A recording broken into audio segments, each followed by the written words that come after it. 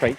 Thanks a lot, everyone, and thanks for joining us today. I'd like to acknowledge Geneva List and Kyoko Thompson. They've really been helping tremendously in writing this report.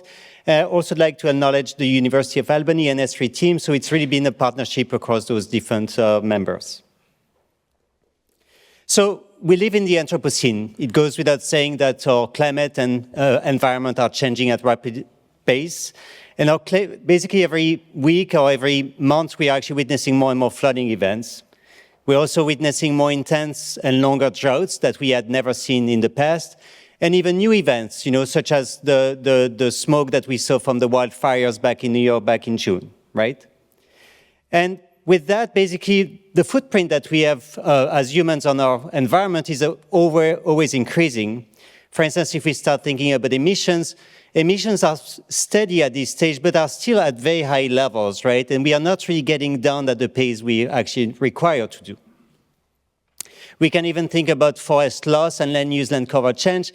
And again, progress here is relatively meager, right? We are really staying at staggeringly high levels, right? And we really need to bring that down.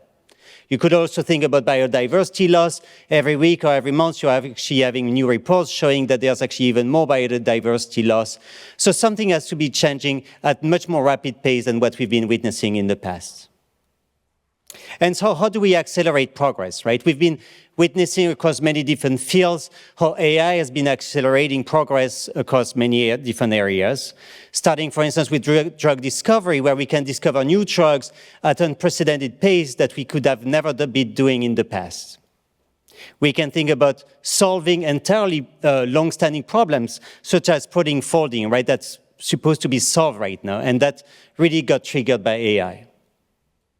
We can think about things that were unachievable and that took decades for people, such as having robots walk, right? Which is a very, very difficult task, and AI can actually solve that as well. And over the last year or two, we've been witnessing a transformation in our lives through personal assistant, and Lindsay actually gave an example of that as well. So really our lives are changing at very rapid pace with a new revolution right there. And the question is, how can we actually leverage AI superpower potentially to really accelerate progress in the climate and nature space? And that's really what the landscape assessment was all about. So the objectives of the landscape assessment, and you should have had a copy, and I hope you will get to read those 100 pages, and if not, just I'll give you a quick summary here. But the hope was really to understand how AI is being used now, where it's actually mature at this stage, but also where it could actually lead to scalability and potentially even revolution, right? So that's what I'm going to give you a quick taste of what we believe are some of the maturity and some of the potential revolution parts.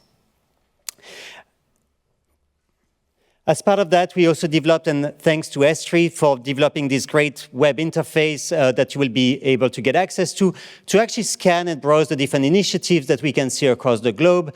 And you can actually see that across different components and across different sectors and across different regions of the globe, so you could get a sense of where AI is being used now across climate and nature sectors. And just to give you a quick overview of that, one of the key points is there are many exciting areas where this is being used, such as for the energy sector or the food sector. But one of the main roadblocks that we still have is that a lot of them are still mostly focusing on the global north. And even in the global north, we also see a lot of discrepancy between different regions, right? The more well-off communities being more served than the more than underserved communities. And some sectors as well are still way underrepresented, and I'm going to get into that in a few minutes to give you a sense as to how we could actually potentially accelerate progress there. So what are some of the lessons that we learned on the way? So where is AI already at a pretty mature stage, you could say, and being used really at scale? It's being used for monitoring, right? So for instance, using remote sensing and satellite data and drone data. And that's really a place where you can leverage a lot of the knowledge of AI and the power of AI in terms of computer vision, especially when you have very complex data sets. So this is just an example here on the left-hand side, showing how we can have almost near real-time monitoring of different crop species and crop types that are being grown at a particular place. And we can really leverage remote sensing and satellite observations to actually update that in real time and think, for instance, about health of those crops as well. We can think of using AI, and that's also a very mature field already, is to think of using AI for optimization, right? So for instance, when you have renewables that tend to be very intermittent, which is a huge challenge, right, in terms of being able to actually optimize things in almost real time when you have a vast amount of data. And that's a place where AI can strive, especially when you have very complex nonlinear data. To give you, and just a quick deep dive into those two components in terms of the monitoring, some of the very exciting things we've been witnessing as part of this report is, for instance, to look at emission tracking and emission monitoring, right? And this is some really exciting work, for instance, from this company Keros, actually being used as well as part of the Climate Trace initiative by Al Gore, where you can actually monitor methane emissions and plumes, in near real time. So this is really transformative. We can pinpoint the sources and emitters, and we can actually help them basically turn them off, right? And this is an example where they actually managed to track that at a global scale, and then you could have a dialogue to actually talk to those different super emitters to actually really lower that down. And given the potent effect of methane in the atmosphere, that could have a tremendous impact in terms of greenhouse gas and basically mitigation for climate change. So tremendous impact here. We can think about optimization as well, where AI is really striving to think about optimization again of renewables, such as wind or energy. And this is an example where DeepMind, based in London, has been trying to use AI and to, with great success, to actually predict and optimize the use of renewables, especially wind farms, so that we can optimize that and better leverage that, especially when we have storage on the grid. And we can optimize the wind farm there. We can also, and to me that was kind of the exciting part of the report, we can actually get beyond that, right, beyond places where AI is mature, but we also see some initial stages and pilot projects at this stage, but where there's a tremendous amount of potential to potentially lead to a revolution. And I would kind of fold that into two buckets. The first one is in terms of what we call prediction, right? So thinking, for instance, about habitats, predicting the places where species could thrive, and also being potentially able to even explain the reasons why AI actually made that decision. And also in terms of what is called new discoveries, right? Going beyond what humans have been trying to do for decades and really accelerating the pace of progress. And we can see transformations such as, for instance, for new materials that are being used to accelerate carbon capture, so this has tremendous impact. Or thinking about optimizing and accelerating the discovery of battery materials, right? So that's a place where AI could really dramatically accelerate the pace of progress that's been done over a couple of decades, right? So we can see within a year progress that could have taken centuries to reach.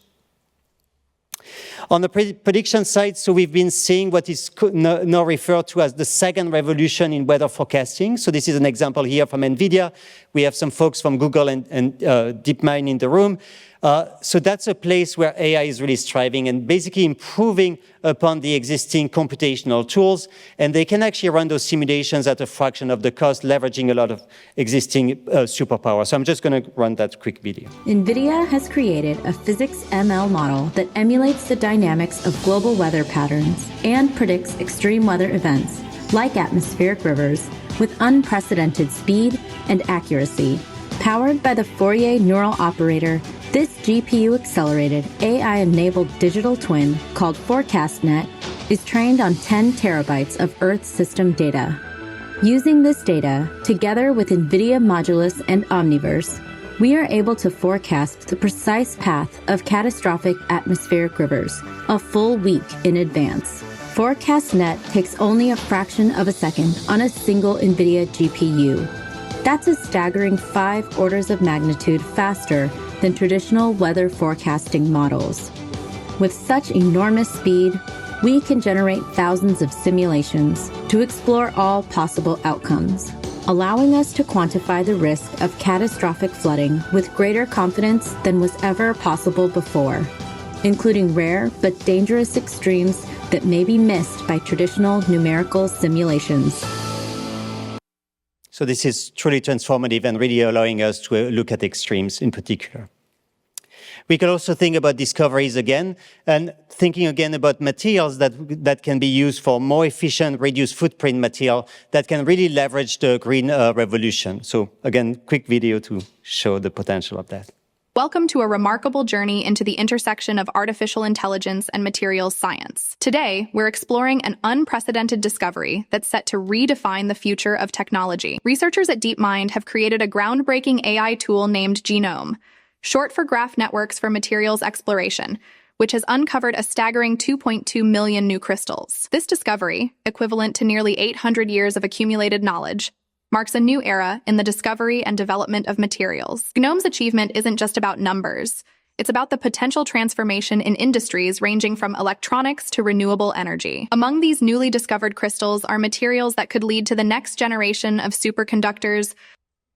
So this is really transformative to accelerate progress in terms of AI discoveries, and especially to really accelerate progress. So now there are a couple of issues and bottlenecks and sticking points on the way, and especially in terms of data availability when we think about the climate and nature space. And really we can think of that, we'll get to the ImageNet moment, right? A place where we have standard bases and the standard benchmarks that can really be used by the AI community to strive and develop new types of algorithms. So just to show you a couple of examples that have really accelerated progress. So that's an example of a great data set called the Materials Project that was used to actually build new types of material that can have different properties and being more efficient. Another example is actually what led to a lot of that second revolution I was mentioning before, actually from a former visiting student, Stefan Rasp, who's actually now at Google. And that data set was actually made to the community, and that's really what leveraged a lot of AI infrastructure and made the benchmarking much more easy and much easier for the community. And so those benchmark data sets are really critical to leverage the AI community and to leverage the AI superpower. And we also need ideally open models. I like to emphasize as well when we think about the climate and nature space that there's a big gap which is in terms of data, what we will call data poverty, right?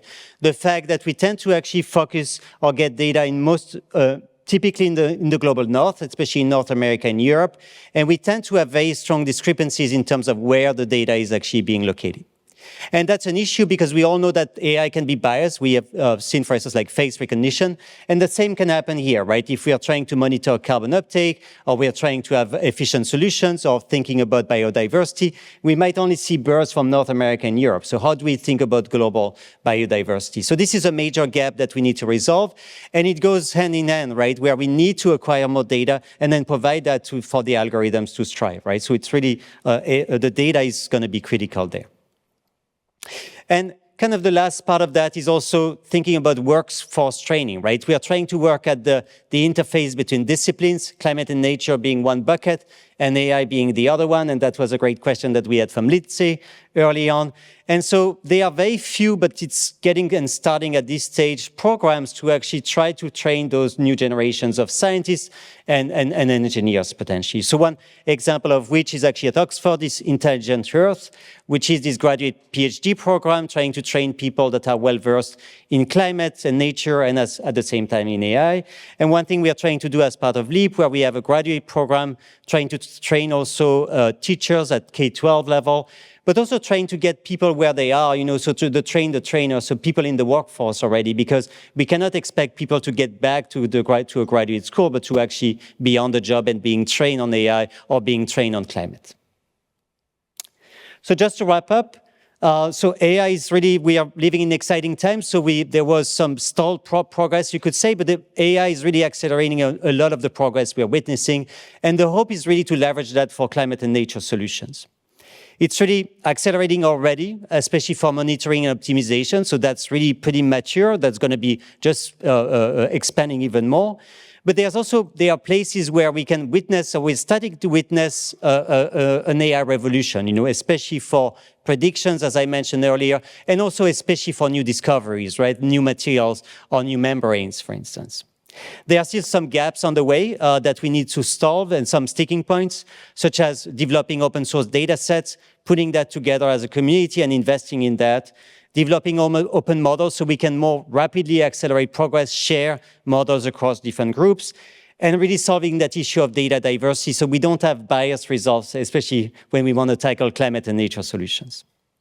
I'd like to emphasize that typically we tend to think of the legal aspect as dragging AI, but there are also some very positive developments, such as new legislations trying to push for the development of AI for weather and climate, for instance. So that's a very positive development in terms of developing legislation for AI for good, right? So those are great successes.